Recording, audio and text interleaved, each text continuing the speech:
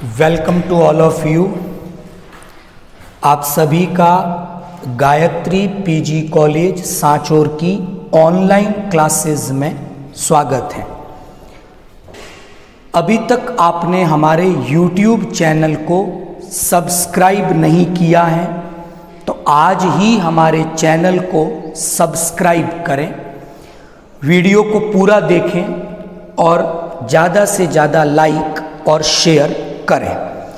आज जो टॉपिक हम लोग डिस्कस कर रहे हैं ये बीएससी पार्ट 3 के पेपर इकोलॉजी और एनवायरमेंटल बायोलॉजी से लिया गया है।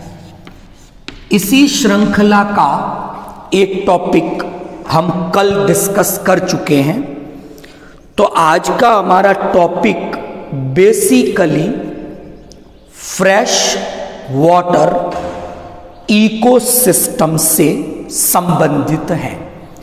और कल हम लोगों ने डिस्कस किया था कि जो फ्रेश वाटर इकोसिस्टम है ये इकोसिस्टम दो प्रकार के होते हैं, लैंटिक इकोसिस्टम और लॉटिक इकोसिस्टम। तो आज जो मेरा टॉपिक है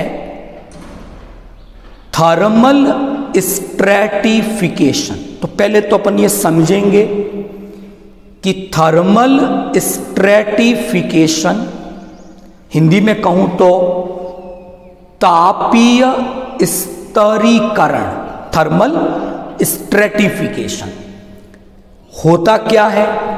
फिर हम ये डिस्कस करेंगे कि क्या कारण है कि जो थर्मल स्ट्रैटिफिकेशन है वो लैंटिक इकोसिस्टम में, लैंटिक का मतलब कल हमने समझा था स्टैंडिंग वाटर, उसमें तो हमें क्लियरली दिखाई देता है, लेकिन जो लॉटिक इकोसिस्टम है जैसे रिवर्स है, नदियां वगैरह, जो रनिंग वाटर है उसमें हमें थर्मल स्ट्रैटिफिकेशन क्यों नहीं दिखाई देता। और फाइनली हम एक लेक इकोसिस्टम, एक झील का उदाहरण लेंगे और उस झील के उदाहरण से हम थर्मल स्ट्रैटिफिकेशन की इस कंप्लीट प्रोसेस के बारे में समझेंगे और साथ में ये भी डिस्कस करेंगे कि इस थर्मल स्ट्रैटिफिकेशन की प्रोसेस का सिग्निफिकेंस क्या है। तो शुरू करते हैं थर्मल स्ट्रैटिफिकेशन से। तो पहले समझेंगे थर्मल स्ट्रैटिफिकेशन होता क्या है।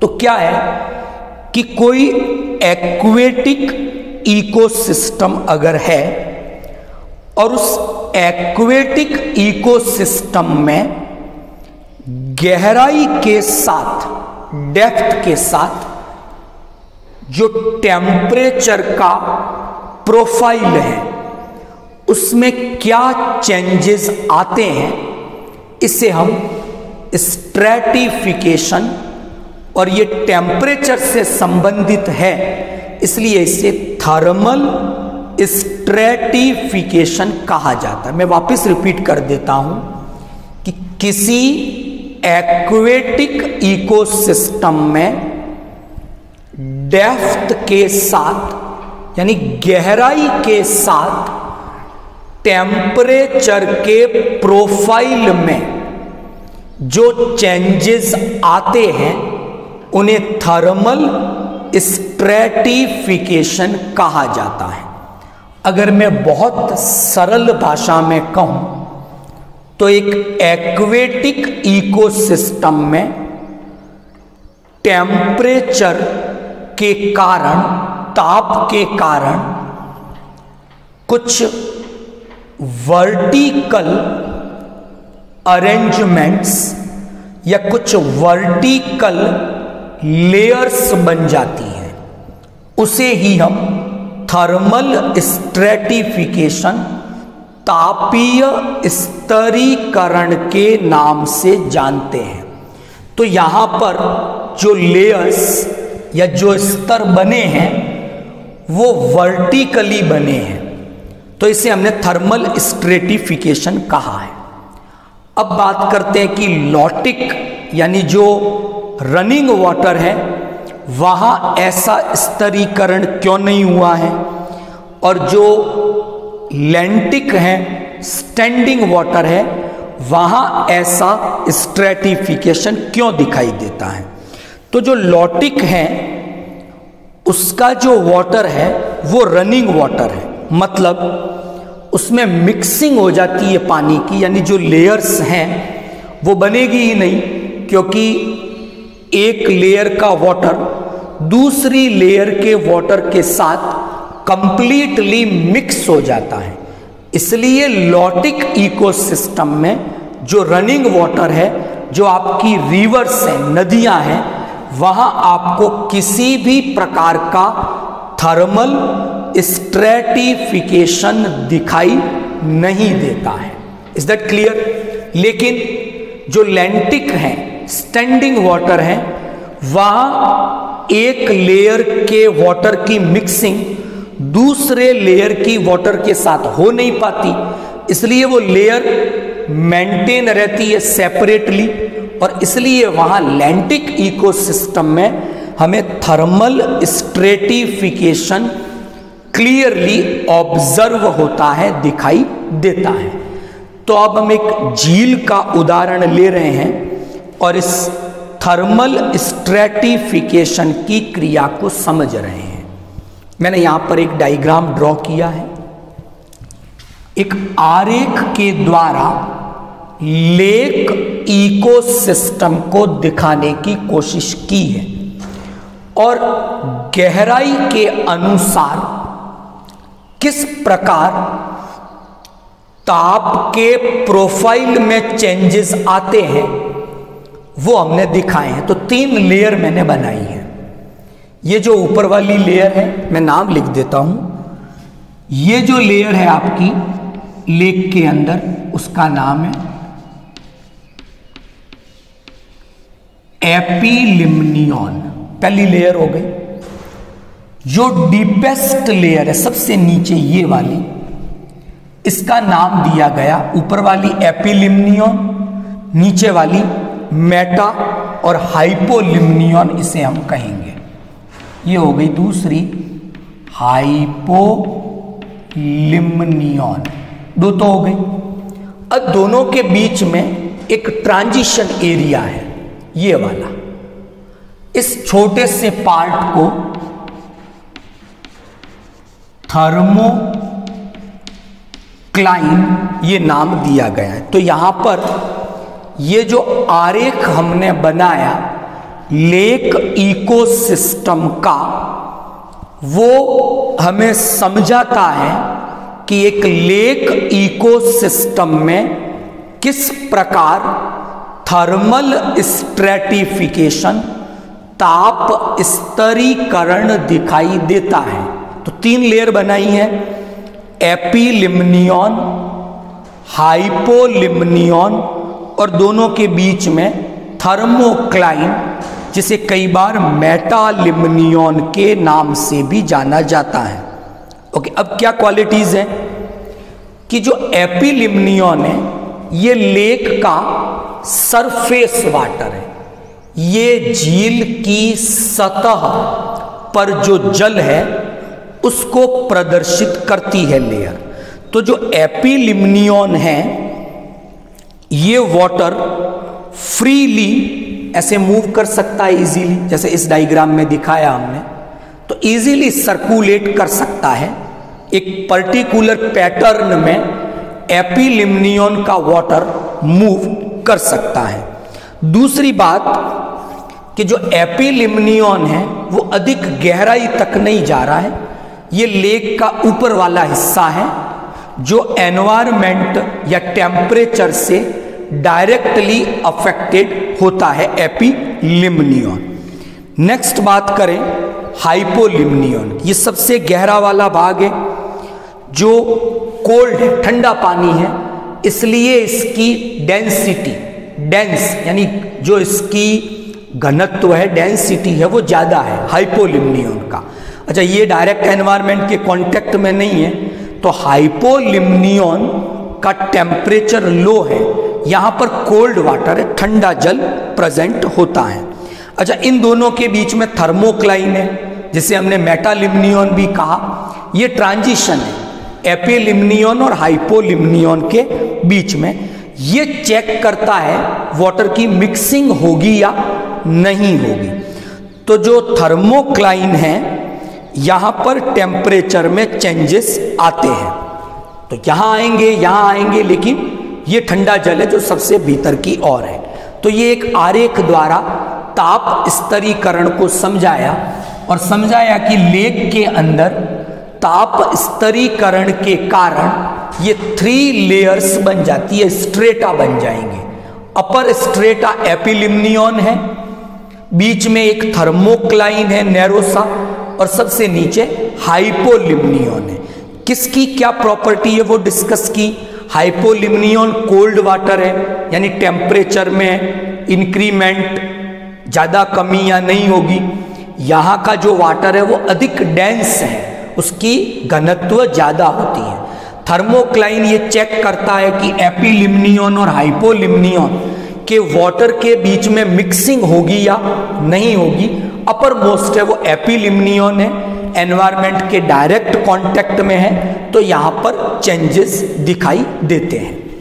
अब इस लेक में अलग अलग सीजन्स में, अलग अलग मौसम में, ऋतुओं में किस प्रकार से ये स्ट्रेटिफिकेशन दिखेगा, उस पर हम डिस्कस कर रहे हैं। पहली कंडीशन मैंने डिस्कस की है स्प्रिंग की, बसंत ऋतु की हम बात कर रहे हैं।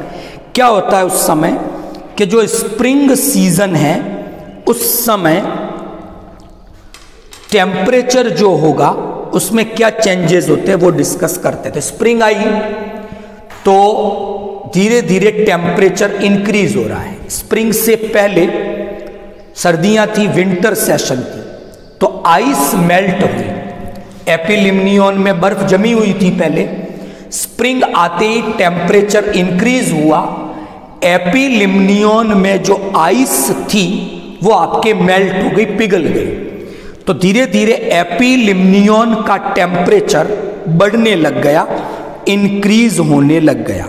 तो उससे क्या होगा, नीचे का जो जल था वो धीरे धीरे ऊपर की ओर मूव करने लग गया, ऊपर का जो वाटर था वो धीरे धीरे नीचे की ओर मूव करने लग गया।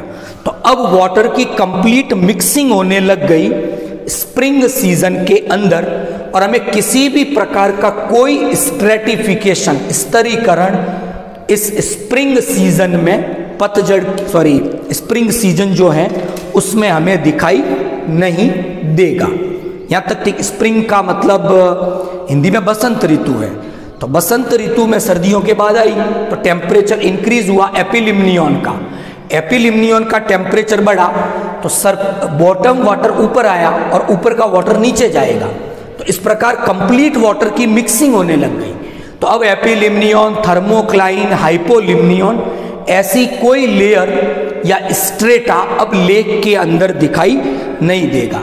तो स्प्रिंग में जो ये प्रोसेस हुई, वाटर की जो मिक्सिंग हुई, इसे स्प्रिंग ओवरटर्न कहा जाता है कि बॉटम का वाटर ऊपर आ जाएगा, जो ऊपर का वाटर है वो बॉटम में जाएगा, तो कंप्लीट मिक्सिंग होने लग जाएगी, जिसके कारण अब इस लेक में किसी भी प्रकार का स्ट्रेटिफिकेशन दिखाई नहीं देगा। नेक्स्ट चलते हैं समर के बारे में, ग्रीष्म ऋतु के बारे में। तो जैसे ही ग्रीष्म ऋतु आई, टेम्परेचर और बढ़ना शुरू हो गया, टेम्परेचर ज़्यादा बढ़ा तो ऊपर का पानी पूर्ण रूप से गर्म हो गया, वार्म हो गया। लेकिन जो एपिलिम्नियन का पानी गर्म हुआ, लेकिन नीचे की जो लेयर है वहाँ अभी तक टेम्परेचर इतना हाई नहीं है, तो अलग अलग टेम्परेचर के अकॉर्डिंग लेयर्स बन गए। तो यहाँ जो था एपिलिम्नियन में, अब वाटर की मिक्सिंग यानी जो साइक्लिक पैटर्न चल रहा था वो केवल एपिलिम्नियन में, उसको आगे क्रॉस करके नहीं जा सकता। तो तो समर में हमें ये तीनों लेयर स्ट्रेटा, एपिलिम्नियन, थर्मोक्लाइन और हाइपोलिम्नियन क्लियरली विजिबल होती है। तो समर में हमें इस लेक के अंदर क्लियरली थर्मल स्ट्रेटिफिकेशन दिखाई देगा। तो ये तो एक बेसिक बताया था कि किस प्रकार का होता है। बसंत ऋतु आई तो स्ट्रेटिफिकेशन गायब हो गया, गर्मियों का मौसम आएगा तो वापस अपीयर हो जाएगा, लेकिन जब ऑटम पतझड़ की ऋतु आएगी तो ये वापस इस समय थर्मल स्ट्रेटिफिकेशन लॉस्ट हो जाएगा, किसी भी प्रकार का थर्मल स्ट्रेटिफिकेशन नहीं दिखाएगा। तो स्प्रिंग और ऑटम, बसंत और पतझड़ में स्प्रिंग में स्प्रिंग ओवरटर्न, ऑटम में ऑटम ओवरटर्न, यानी कंप्लीट वाटर की मिक्सिंग हो रही है टॉप और बॉटम में, तो किसी भी प्रकार का कोई स्ट्रेटा दिखाई नहीं देता। लेकिन समर और विंटर में अलग अलग लेयर का टेम्परेचर अलग अलग है।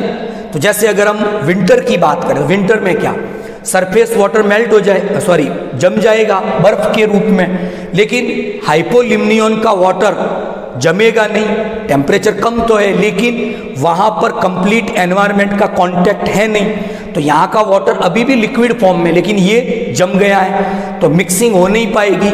तो विंटर में और समर में हमें क्लियरली थर्मल स्ट्रेटिफिकेशन दिखेगा, लेकिन स्प्रिंग और ऑटम के अंदर हमें थर्मल स्ट्रेटिफिकेशन दिखाई नहीं देगा। अब इस थर्मल स्ट्रेटिफिकेशन का सिग्निफिकेंस क्या है ये थोड़ा समझते हैं। देखो, थर्मल स्ट्रेटिफिकेशन से समर और विंटर में क्या हुआ, क्योंकि स्प्रिंग और ऑटम, बसंत और पतझड़ में तो किसी प्रकार का स्तरीकरण था ही नहीं, लेकिन सर्दियों और गर्मियों में, विंटर और समर में थर्मल स्ट्रेटिफिकेशन प्रेजेंट था। अलग अलग स्ट्रेटा बन गए, हर स्ट्रेटा का टेम्परेचर अलग है, हर स्तर का टेम्परेचर अलग हो गया। प्लस तो वहां पर जो घुली हुई ऑक्सीजन है उसकी मात्रा भी अलग होगी, तो वहां पर जो प्रकाश संश्लेषण की दर है, अगर कोई प्लांट्स है वहां पर, तो वो भी अलग अलग हो जाएगी। तो प्रत्येक लेयर का टेम्परेचर ग्रेडियंट चेंज हुआ, प्लस वहां पे जो घुली हुई ऑक्सीजन है उसका लेवल अलग हुआ, डिजोल्व ऑक्सीजन चेंज हो गई, बीओडी की वैल्यू चेंज हो जाएगी। तो ये जो 3 लेयर बनेगी उनमें ये पैरामीटर्स चेंज हो जाएंगे, उसके कारण जीव जो वहां पाए जाते हैं उन्हें जीवित बने रहने में सुविधाएं रहेगी। जैसे हम विंटर की बात करते हैं तो एपिलिम्नियन का वाटर तो बर्फ बन गया सर्दियों के अंदर, जो अपर मोस्ट लेयर है एपिलिम्नियन, वो एनवायरनमेंट के कांटेक्ट में टेम्परेचर घटता गया, धीरे धीरे एपिलिम्नियन का पानी पूरा का पूरा जम गया। लेकिन अभी भी थर्मोक्लाइन है, वहां पर वाटर जमा नहीं है, टेम्परेचर तो कम है लेकिन वाटर लिक्विड स्टेट में। तो हम झीलों में देखते हैं कि वहां जो मछलियां हैं, वहां जो दूसरे जंतु हैं, वो जीवित बने रहते हैं विंटर में भी। और ऐसा तभी संभव हो पाया जब विंटर में थर्मल स्ट्रेटिफिकेशन की प्रोसेस हुई। अगर वहां ताप स्तरीकरण नहीं होता तो विंटर में जंतु जीवित नहीं रह पाते। यहां तक ठीक। तो विंटर और समर में ये जो ताप स्तरीकरण हो रहा है, इसी का परिणाम होता है कि वहां जो जंतु उपस्थित हैं वो उन प्रतिकूल परिस्थितियों में भी जीवित बने रहते हैं। ये स्तरीकरण का, ताप स्तरीकरण का एक महत्वपूर्ण सिग्निफिकेंस है, उपयोग है। तो आज हमने डिस्कस किया एक लेक इकोसिस्टम का उदाहरण लेकर, लैंटिक यानी एक्वेटिक इकोसिस्टम में टेम्परेचर के प्रोफाइल में गहराई के साथ क्या परिवर्तन आते हैं और किस प्रकार वर्टिकल अरेंजमेंट, उदग्र व्यवस्था या वर्टिकल लेयर्स बन जाती हैं, जिसे हमने तापीय स्तरीकरण नाम दिया है। यहां तक ठीक। तो यहां 2 चीजें बड़ी इंपॉर्टेंट है। एक, लेक इकोसिस्टम में अलग अलग मौसम में, अलग अलग सीजन में ये ताप स्तरीकरण भी अलग अलग प्रकार का दिखाई देता है। तो सर्दियों और गर्मियों में, विंटर और समर में हमें क्लियरली एक लेक इकोसिस्टम में ताप स्तरीकरण दिखाई देता है। लेकिन बसंत ऋतु में यानी स्प्रिंग में, पतझड़ ऋतु में यानी ऑटम में हमें किसी भी प्रकार का स्तरीकरण, तापीय स्तरीकरण दिखाई नहीं देता, क्योंकि उस समय स्प्रिंग ओवरटर्न और ऑटम ओवरटर्न जैसी क्रियाएं होती हैं, जिसके कारण कंप्लीट झील के वाटर की मिक्सिंग हो जाती है। तो जो स्ट्रेटा बनने थे वो मिक्स हो जाते हैं, इसलिए हमें वो स्ट्रेटिफिकेशन दिखाई नहीं देता है। तो यहाँ तक ठीक आपको आज का टॉपिक समझ में आ गया होगा, तापीय स्तरीकरण।